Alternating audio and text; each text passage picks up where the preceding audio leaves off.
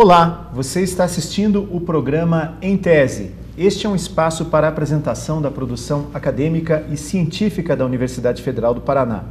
Hoje eu vou conversar com o economista Leandro Matos da Costa Ranciaro. Ele é o autor da dissertação de mestrado em Desenvolvimento Econômico intitulada Pobreza e Mercado de Trabalho no Brasil, a década de 90. Esta dissertação foi publicada como artigo no boletim Produtividade Sistêmica do IBQP, Instituto Brasileiro da Qualidade e Produtividade, no mês de outubro de 2003. Leandro, em primeiro lugar, o título da sua dissertação é Pobreza e Mercado de Trabalho no Brasil. Mas quando a gente fala em mercado de trabalho, a gente convenciona colocar isso como sendo um antagônico à pobreza. Me explica melhor o seu ponto de partida do trabalho.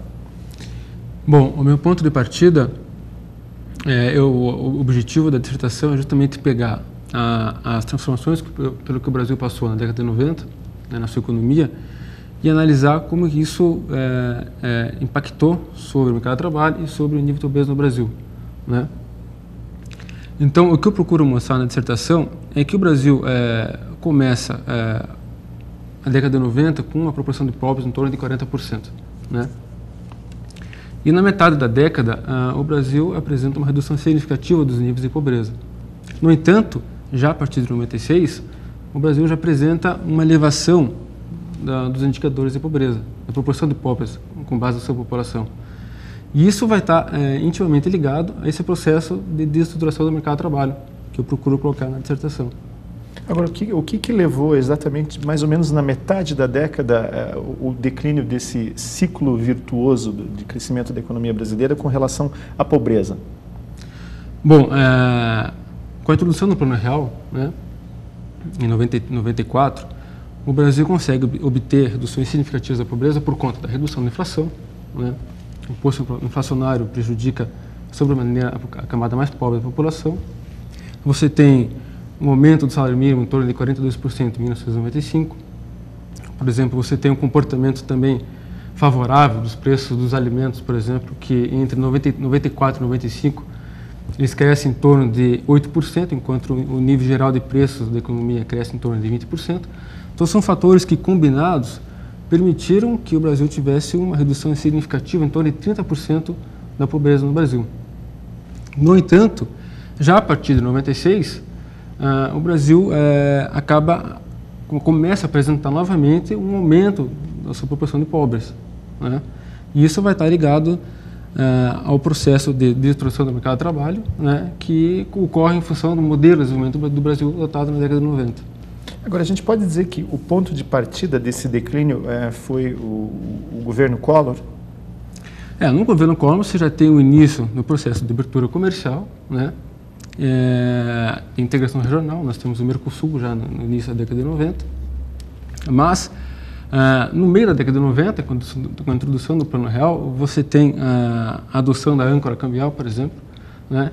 E aí você vai ter todo um processo de ajuste da economia em função desse novo cenário, desse novo modelo, que é o modelo de abertura comercial, da valorização cambial. Aí depois, já entre 98 e 2002, você vai ter altas taxas de juros necessárias para financiar a atração de recursos especulativos, e tudo isso vai gerar uma série de desequilíbrios na atividade econômica, na atividade industrial especificamente, que vai atuar negativamente sobre o desempenho do mercado de trabalho. Bom, nós tivemos no governo Collor e também no primeiro mandato do governo Fernando Henrique Cardoso a desregulamentação do mercado. Qual foi o impacto disso na geração de empregos para o país? Na verdade, você já tem uma discussão bastante grande em torno dessa desregulamentação do mercado de trabalho, né? Na verdade, você tem, quando eu falo em desestruturação do mercado de trabalho, ele envolve dois processos. O processo de regulação do mercado de trabalho e de desregulamentação do mercado de trabalho, né? Você vai ter uma discussão bastante grande em torno desse aspecto, mas, na verdade, o ponto principal em termos de desempenho do mercado de trabalho e em termos de pobreza, né, nessa relação entre mercado de trabalho e pobreza, vai estar mais focada no aumento do desemprego, né, que vai ter um papel fundamental nessa questão da relação entre mercado de trabalho e pobreza. Você vai ter também a questão do aumento do segmento pouco estruturado no mercado de trabalho. A gente divide o mercado de trabalho em segmento estruturado no mercado de trabalho e em segmentos pouco estruturados no mercado de trabalho. Nesse segmento pouco estruturado, você vai ter os trabalhadores sem carteira assinada, você vai ter os trabalhadores por conta própria, você vai ter os trabalhadores não remunerados, e vai ser justamente nesse segmento pouco estruturado do mercado de trabalho que, junto com o desemprego, que vai atuar negativamente nessa questão da relação entre mercado de trabalho e pobreza do Brasil. Agora, por que o mercado de trabalho no Brasil ele se tornou tão frágil? Ele sempre foi frágil? Isso é um fenômeno cíclico? Ou foram essas questões estruturais às quais você se referiu que o fragilizaram? Basicamente, esse segundo ponto. Basicamente está em função desse ajuste da atividade econômica, da atividade industrial, em função desse modelo de desenvolvimento da década de 90. Ou seja, a atividade industrial procurando se reorganizar, procurando se defender desse processo de abertura comercial, de sobrevalorização cambial, ela vai, por exemplo, adotar importações de matérias-primas, de máquinas e equipamentos, vai adotar novas formas de gestão do trabalho, novas formas de gestão produtiva, né? Isso vai fazer com que o processo do mercado de trabalho passe da demanda de mão de obra para a questão da oferta. Ou seja, você tem as pessoas que são demitidas do setor secundário, que são as indústrias, procurando ocupação no mercado, no setor terciário, por exemplo. Aí acabam tomando a forma de trabalhadores sem carteira assinada, de trabalhadores por conta própria.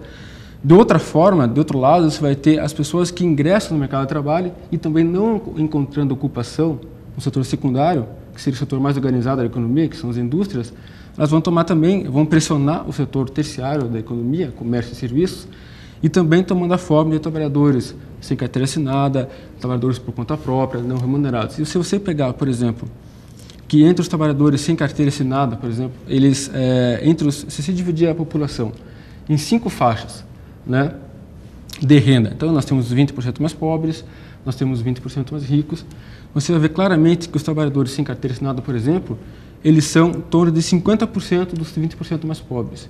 E eles são só 7% dos 20% mais ricos. E se você tem um processo que aumenta o peso desses trabalhadores na economia, você tem claramente um efeito negativo desse processo do mercado de trabalho, um efeito negativo dessa relação do mercado de trabalho e pobreza. Agora, a década de 90, ela marcou o encolhimento do mercado de trabalho não apenas no Brasil, isso parece que foi um fenômeno mundial, o fenômeno do downsizing, as empresas elas diminuem de tamanho e ganham em lucratividade. No Brasil, esse efeito foi mais perverso? Foi.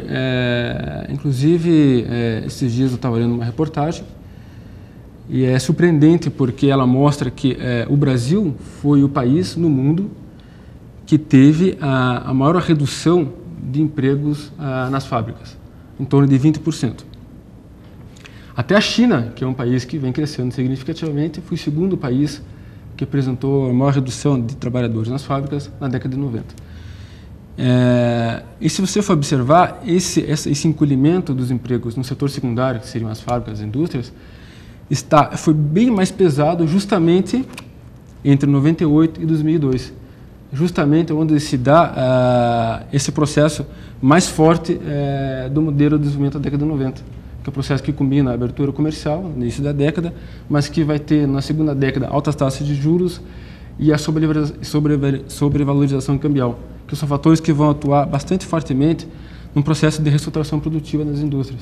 E você vê claramente nessa pesquisa que o Brasil foi refém desse processo. Desculpa, a sobrevalorização cambial, quer dizer, ajudou a trazer investimentos especulativos para o Brasil, mas, por outro lado, houve uma desaceleração no investimento industrial, no investimento produtivo. Não foi a sobrevalorização cambial em si que trouxe esses investimentos externos, né? Foi a taxa de juros necessária para atrair os capitais externos necessários para fechar a balança de pagamentos do Brasil. Então você tem uma sobrevalorização cambial a partir da metade da década.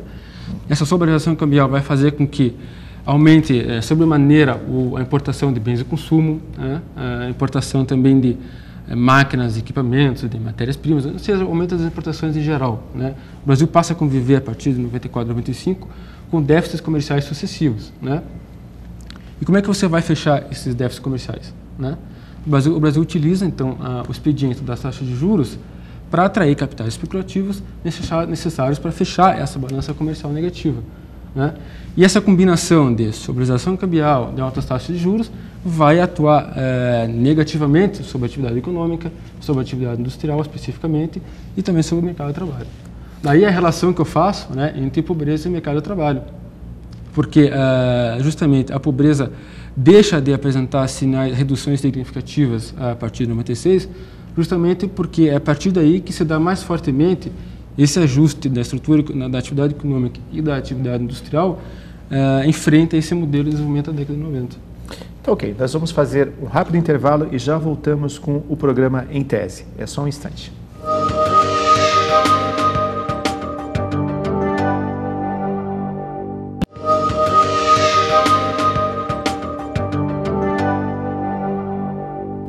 Você está assistindo o programa Em Tese. Este é um espaço para apresentação da produção acadêmica e científica da Universidade Federal do Paraná.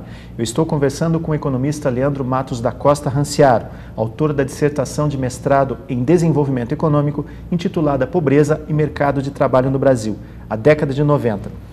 Leandro, a gente pode dizer que esse problema pelo qual o Brasil passou na década de 90, o encolhimento do mercado de trabalho, o empobrecimento da população, é um fenômeno cíclico na história econômica do país? Sim. Por exemplo, você tem a década de 70, né, que foi um período que o Brasil cresceu bastante, né, foi o período do milagre, né, mas foi um período, por exemplo, que o Brasil não obteve reduções significativas nos níveis de pobreza, por exemplo, né? Ou seja, você precisa não só crescer para você obter reduções significativas ou uma melhora do quadro social do país, né? Você tem outros fatores que devem atuar para que um país obtenha reduções significativas da pobreza. A década de 70 é seria distribuição de renda. Seria distribuição de renda. Agora, na década de 70 existia a teoria de vamos fazer o bolo crescer para depois dividi-la, a teoria do economista Delfim Neto. Na década de 90, seguiu-se mais ou menos essa lógica do professor Delfim Neto? Não, porque na década de 90 nós não podemos dizer que o Brasil cresceu, né? O Brasil teve uma taxa de crescimento do PIB na década de 90. Pelo menos na teoria, pelo menos no discurso, era mais ou menos assim que funcionava? Isso, era mais ou menos assim que funcionava no discurso. Mas na prática, o Brasil tem na década de 90 uma taxa de crescimento bem parecida com a década de 80, que foi a década perdida, né? A taxa de crescimento do PIB foi em torno de 2%. Na década de 80, em torno de 2,2%. Ou seja, nós não tivemos na década de 90 um período de grande crescimento econômico, né? Nós tivemos um período ali na metade da década em que o crescimento foi um pouquinho maior, mas no todo, na década de 90, o crescimento ficou em torno de 2%, não muito superior, não muito diferente da década perdida, que foi a década de 80. Agora, se nós fizermos uma comparação com as décadas de 60 e 70, que foram o período do milagre econômico, com a década de 90, na década de 60 e 70, o Brasil ele procurou fortalecer seu parque industrial. Na década de 90, isso não aconteceu. Na verdade, houve uma abertura muito grande para as importações, mas essas importações, segundo os economistas do governo na época, elas serviriam até para modernizar o parque industrial. Isso não deveria, em tese, citando o nome do programa, ajudar a melhorar a empregabilidade? Você melhorar a qualidade do que é produzido aqui no Brasil? Sim, você tem, claramente, lógico, você tem, quando você abre a economia para a concorrência externa, você tem esse efeito, as empresas aqui instaladas vão ter que se reorganizar, mudar suas formas de gestão, suas formas de produção, buscando adequar os seus produtos, a qualidade dos seus produtos com aquilo que vem sendo importado, claramente. Mas quando você tem um processo de abertura muito abrupto, muito repentino, você tem efeitos que são negativos também, né? E isso foi claramente o que ocorreu na década de 90. Você tem efeito negativo até sobre a agricultura também. Porque você começou a poder importar, por exemplo, algodão, importar artigos que antes eram produzidos aqui. Alguns setores foram, a gente pode dizer que alguns setores foram particularmente prejudicados, por exemplo, o setor têxtil, produção de calçados, mesmo de alimentos, com essa abertura exagerada das importações? Sim, o setor têxtil, o setor de calçados, o setor de máquinas e equipamentos, até a indústria automobilística, foram setores que foram bastante negativamente atingidos por esse processo de abertura comercial na década de 90, com certeza. Agora, você falou na indústria automobilística. O Brasil, na década de 90, ele se tornou o país que detém hoje o maior número de montadoras diferentes de veículos. Ele tem um parque automobilístico que é incomparável, não existe nenhum no mundo. Os Estados Unidos têm 4 ou 5 marcas, o Japão tem umas 3 ou 4 marcas também, os países europeus também ficam por isso aí. O Brasil tem em torno de... tem mais de uma dezena de marcas de veículos. Quer dizer, na verdade, a instalação dessas indústrias aqui no Brasil não foi um fator de geração de empregos, porque, embora elas sejam automatizadas, elas têm um valor agregado grande, porque elas trazem junto consigo autopeças, outros empregos indiretos? Sim, mas em função de você não ter tido, né, um crescimento significativo da economia, você não acabou não facilitando, por exemplo, o setor de bens duráveis, como de automóveis, o setor de eletrodomésticos, por exemplo, são setores que dependem bastante, por exemplo, do mercado de capitais, né? Depende, por exemplo, do volume de empréstimos, né? Se você tem uma taxa de juros que inviabiliza qualquer chance ou inviabiliza um consumo desses bens que dependem do mercado de capitais e que tem uma taxa de juros bastante alta que dificulta, né, o consumo desses bens, você não vai ter um efeito significativo do consumo, né? Para que isso aconteça, você precisa que a economia cresça, você precisa que se gere empregos e você precisa que em função de taxas de juros menores, você possa adquirir esses bens, né? Porque o setor de bens de consumo duráveis, de eletrodomésticos, de automóveis, a indústria automobilística, eles são setores que dependem claramente de empréstimos, né? O processo de desestruturação do mercado de trabalho do Brasil, ele era inevitável? Até certo ponto, sim.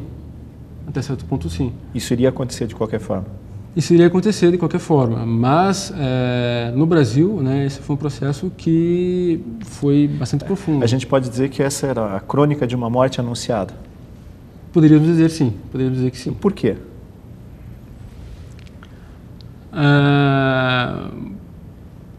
Porque você tem por exemplo, quando você adota esse processo de reestruturação produtiva, né, que ocorreu mundialmente, não foi só o Brasil um caso específico disso, coloquei até há pouco aqui a China, também foi um exemplo, os Estados Unidos também, né? E você começa a ter uma situação inadequada, por exemplo, entre demanda de mão de obra, entre a oferta de mão de obra, né? Você precisa ter, por exemplo, um aumento na qualificação dos trabalhadores para que eles respondam a essa questão da reestruturação produtiva. Então, com certeza, sim, é uma situação que já era prevista.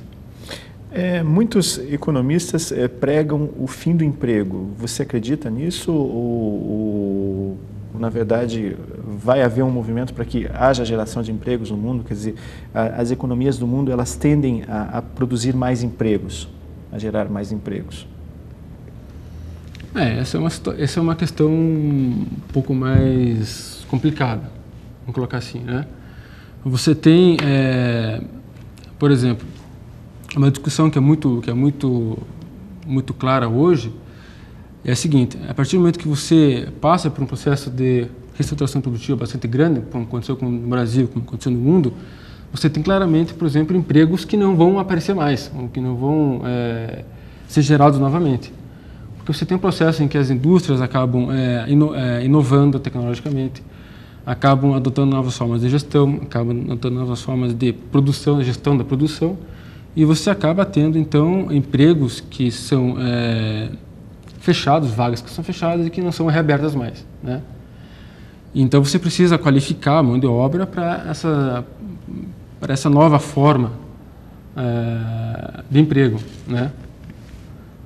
Agora, você falou em qualificar a mão de obra, mas recentemente o IBGE, se não me engano, publicou um estudo que mostra que o número de desempregados é maior entre aqueles trabalhadores com maior formação escolar. Quer dizer, como é que se justifica isso? Como é que você, você investe na qualificação profissional, mas na verdade a qualificação profissional ela acaba sendo uma forma de impedir o trabalhador a ter acesso, porque ele passa a ter, a querer um salário melhor. Como é que você vê isso? Você tem, se você pegar os desempregados no Brasil e fazer uma abertura deles por nível de instrução, você vai ver justamente isso, que entre os desempregados, uma boa parte deles, ou a maior parte deles, são de trabalhadores com 8 a 10 anos de estudo, né? Ou seja, trabalhadores qualificados. Mas se você pegar os trabalhadores ocupados, você vai ver também que a maior parcela destes são trabalhadores com nível de instrução significativo, de 8 a 10 anos de instrução, ou até mais do que 11 anos de instrução. Na verdade, você também tem, em função desse processo que eu falei há pouco de desestruturação do mercado de trabalho, você tem também os trabalhadores qualificados pegando empregos dos trabalhadores menos qualificados, né? Porque você tem uma busca por ocupações que vai gerar até essa questão de trabalhadores qualificados pegando vagas de trabalhadores menos qualificados. Tá, ok, nós vamos fazer mais um rápido intervalo e já voltamos com o programa Em Tese. É só um instante.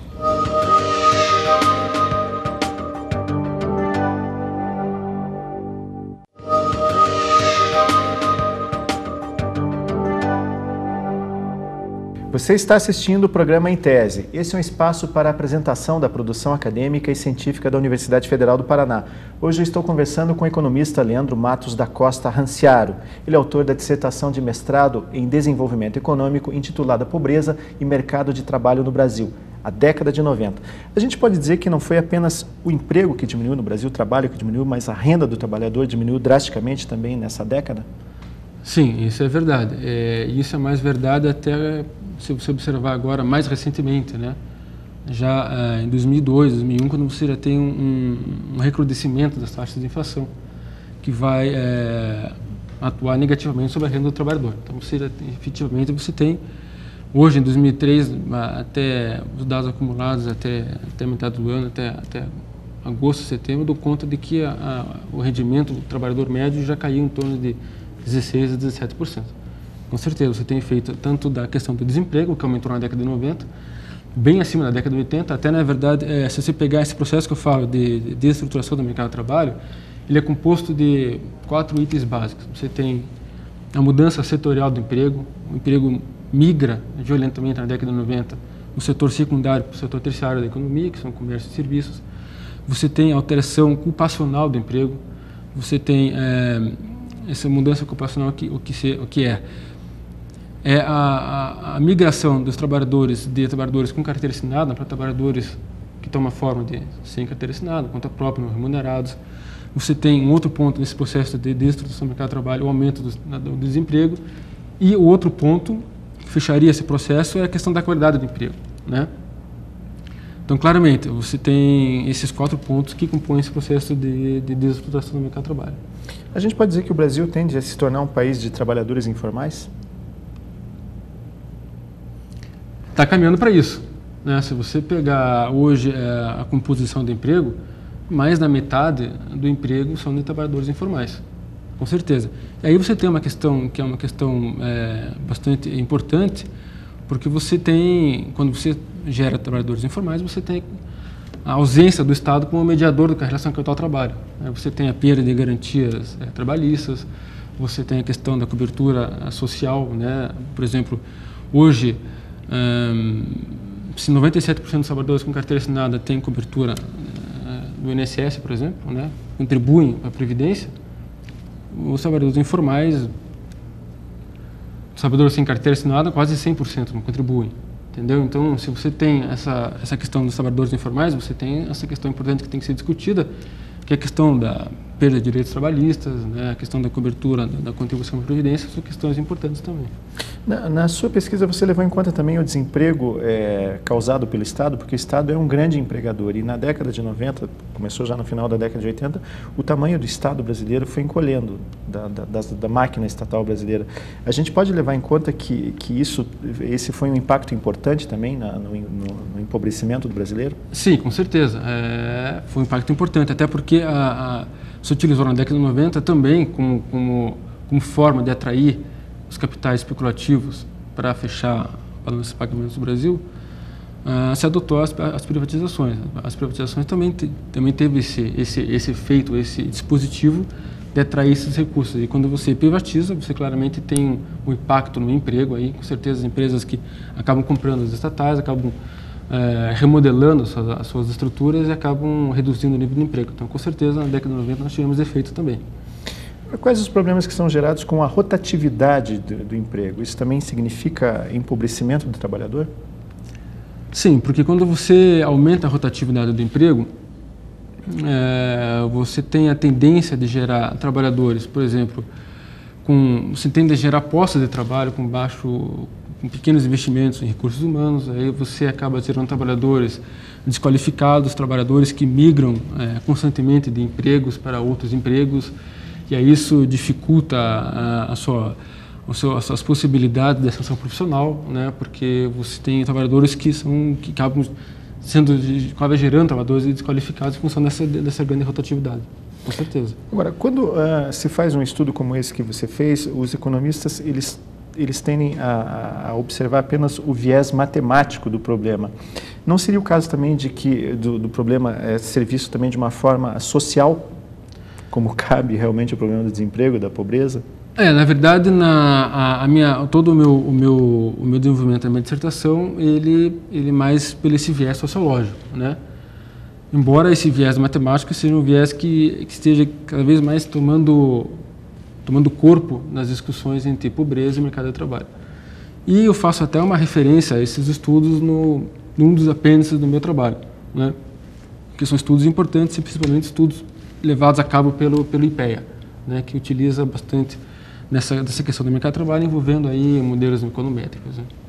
Agora, como é que se quebra esse ciclo vicioso que existe na economia brasileira, que acaba fechando postos de trabalho, acaba gerando mais pobreza e mais concentração de renda?